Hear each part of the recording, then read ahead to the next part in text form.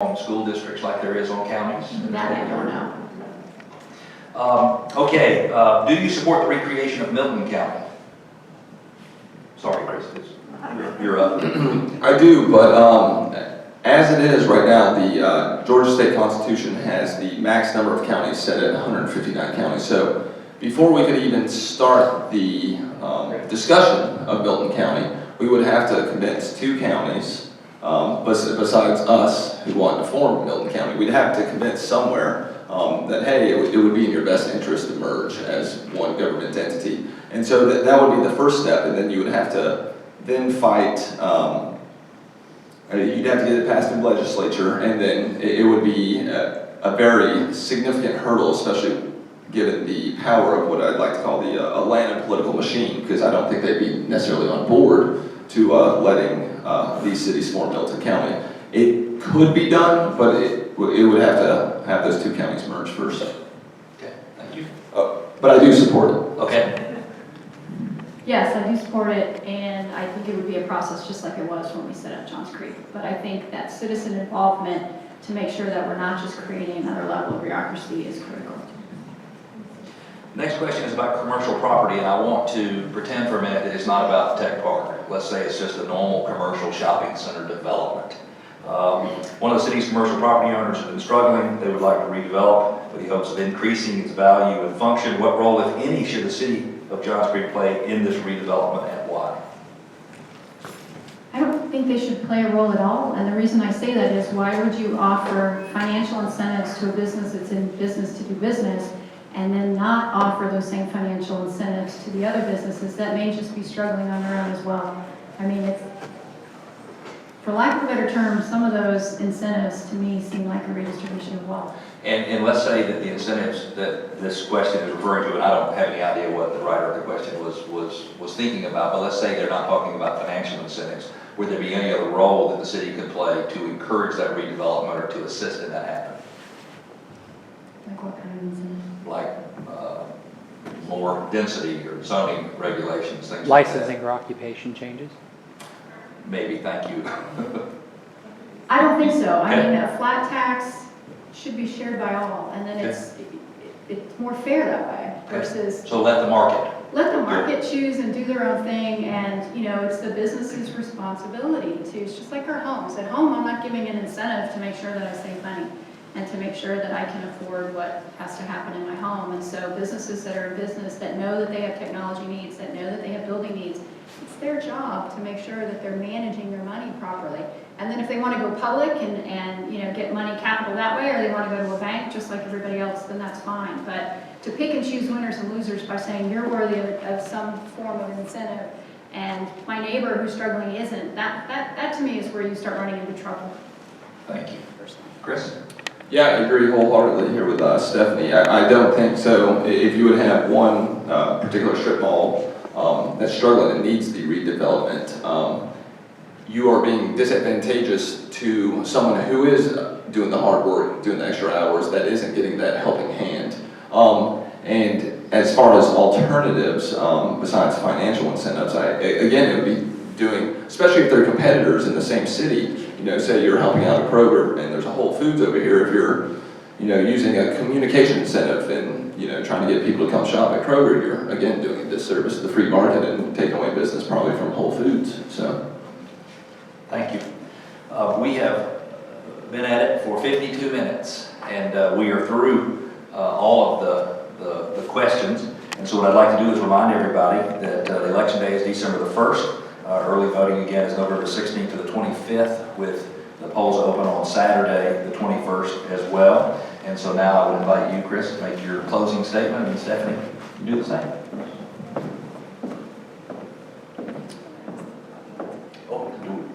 Do we have any questions from the audience? Yes. Both of you support Johns Creek taking over the state highway system here. How do you propose to compensate the residents for the thousands of cars that pass through Forsyth County? I mean, most of our traffic is from the north, or will be. So if we take over those roads, we're subsidizing northern Georgia. No, I'm not saying taking over those roads. I'm stating that we take over particular capital improvement projects, like an intersection exchange. I heard the word deed. I think you mentioned deed. Yeah, I think it was Stephanie. who made it. Functionally, how it works is they kind of deed it over for a short period of time. You do the work, and then it's a. So we're deed it still back. going to subsidize the other drivers ripping. Well, I up think we roads. need to work with our municipalities because Forsyth County is expecting a huge population boom, and they are making improvements to the roads, but they're going to funnel down to 2 lanes when they come to us. And so, in a sense, I hear what you're saying. Yes, we potentially will be. You can't do without the state dollars. I mean, I'd like to see that in writing.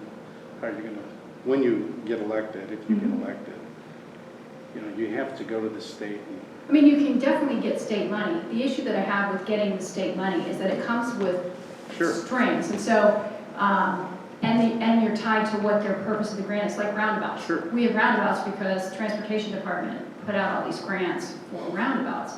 And whether a roundabout was the right solution or not, if you go get that grant and say, that's free money, I only have to match 20%. don't get the grant for the Right, roundabout. exactly. So looking at grants, if they meet your need, if they totally meet your need, you're comfortable with the cost, or even if you don't have to spend the whole amount, I hear what you're saying. Yeah. Chris, would you like to comment? Yeah, I agree. If the specifications don't fit what the citizens of Johns Creek want, then we need to do it ourselves.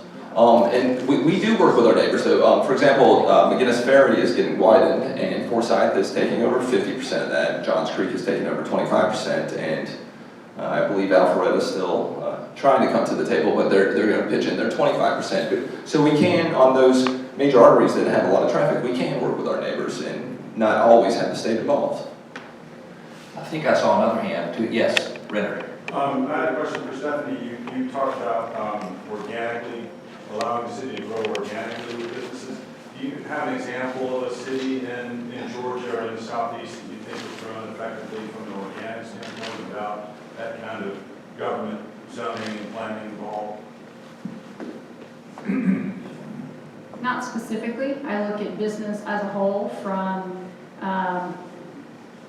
the market bearing what's needed. So like our community has been driven by the businesses that service us as residents. And because of how difficult we make it to be in business, I think that's one of the reasons why a lot of our storefronts are empty. So we're a residential community that's driving residential businesses. I don't necessarily know of a city where it's been organic because the process has become standard where the government gets involved. So movies were a big thing, and Alpharetta started getting movies there, so then Johns Creek jumped in and was using money to entice companies to come here for movies. And you know, the question is that the right use of our dollars, and is that the right use of our city space? And I think when you start picking and choosing who you're going to bring in instead of letting it be organic, then you're picking winners and losers. I don't think, do I think tomorrow that process is going to change and not involve the government? No, because that's how our system is. But I think looking at it that way and starting to have that dialogue so that they stop using more tax dollars to bring in certain businesses. I mean, that's a dialogue that as a city, as a state, as a nation, that we should have. Chris, would you like to comment on that as well? No. Any other questions? Let's go Dave one and then back to you. Considering the purchase that was made last night that you've mentioned Can several everybody times, hear the questions? Otherwise, I don't need to repeat them. Okay, thank you. how do you feel about the city running its own water system, gray water, or whatever is associated with that property? Or in general, for that matter? It's part of the infrastructure, so. So the purchase of the land for parkland is great, right? And again, what's it going to be used for? It's going to be a passive park, which I hope not. I hope it is going to be an active park because there is definitely a need for fields.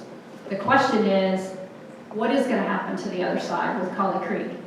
We're paying, they're going to keep it managed for a year. Well, then what happens? So there are just a lot of questions from my perspective that are related to the deal that I'd like to understand. What are the long-term plans for Colley Creek? Are we going to get into the water reclamation business? And so then what does that mean from either a contract perspective or a staffing perspective? What does that mean from revenue? Because my understanding is when Colley Creek was working, it was being subsidized by Fulton County to stay open.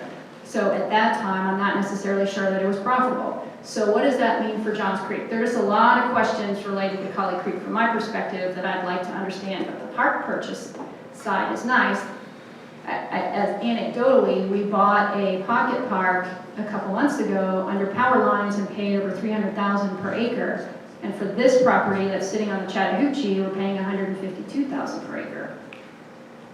That's just why. That's an interesting comment.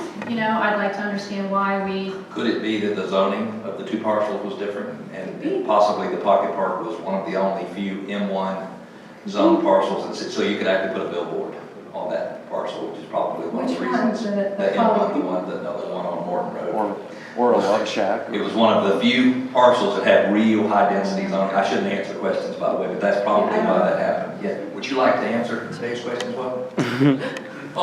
From my understanding, hasn't Fulton County said they don't need that center? And so I wouldn't understand why Johns Creek would require that as well. It would require a good bit of development for us to get in that, providing that service. And I do think we shouldn't probably go into and take it over wholly. And I do hope we do use that park. I do support the park land, though. I do think we can make it both an active park, have elements of passive and trails and riverfront area. So no, I don't think we should proceed with that. Okay. Yes, sir. Second row, you had a question? Oh, you mentioned CH2M Hill, our contract, and I'm sorry I'm not familiar with the contract, but it comes due in May of 2016. I'll repeat the question. After 8 years, when, your understanding, when will the city cease using that organization? My understanding, that's very expensive. Is there a plan 10, 15 years out? Let me repeat the question. So the question is, we've had a contract with CH2M Hill since the beginning, 8 years. When do you think the city should plan to stop using CH2M Hill? I mean, there is no plan in place to stop using them. It's, they have to let them know. I think the actual contract is up in September, but we have to let them know by May if we plan to renew the contract. So we just need to start discussing why we're paying the 70% markup. I do believe that needs to either be renegotiated significantly. We can remain with CH2M Hill, but not with such a gross waste of resources, in my opinion. Yeah. If it's a waste, if you've identified waste, then why aren't there plans to hire our own people? Why aren't there plans in place? So the question was, What if services it's do they waste, provide that why don't we we- currently have a plan in place to eliminate that waste? They provide public works and community development. I think it's a call center are part of that contract. So you know, I would hesitate though on bringing them in internally though as well, because we have sometimes what some would consider very lucrative employment package. So it could not be as financially incentive. So what I would like to do is put it out to bid. And I wouldn't like those CH2M Hill employees to worry about their positions because they don't have to worry about the non-compete. So a vendor that won the bid and say they mark up 15%, they could, CH2M Hill probably won't be keeping those employees if they lose that significant contract. So those workers could go be employed with a different vendor, especially if we put it out to a reverse bid. Do they have competitors? Yeah. Halliburton? Oh yeah, it's a very lucrative industry. Sandy Springs still use them? They do. After Yeah. 10 years?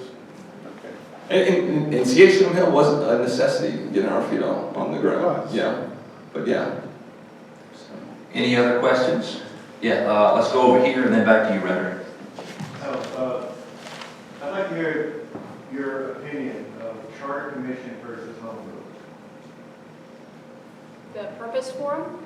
I know what the purpose is, but what path do you think would be most effective? Specifically for making changes with the charter. Anything that has to do with the charter has to be cleaned up. Okay, everybody heard that? Okay, so the difference when you're wanting to change your charter is how, what you want to change, how does it change the structure of the city. So if you're making an administrative change to the charter, just cleaning up language to clarify something, or the state passes a law that your charter you're no longer in compliance with, you can use home rule to change the charter. Any major changes, like term limits, districting, anything that truly changes the structure of the city should go through the charter well, it should go through the State House. The question is, do you see the Charter Commission? We were required in our charter to see the Charter Commission after 5 years. I think there's value added in seating one every 5 years or so to talk through the process of where our city was, where we are, what changes we want to make. The opposite side of that is then having to lobby the legislators to make sure that they pass those changes. Some of the Charter Commission that was in effect after 5 years made a significant list of recommendations to change, and the only one that got passed through the state was the one related to the millage rate, where if you wanted to change it, change the tax structure, it changed the language from needing 50% of the electorate to 50% of the people that actually voted. So now our millage rate and bond financial items can be put on a ballot, and the only people, you can get 50% of the people that show up. So like in the election we just had November 3rd, we had 4,300 people show up to vote. So half plus one can determine how our tax structure is for 85,000 residents. So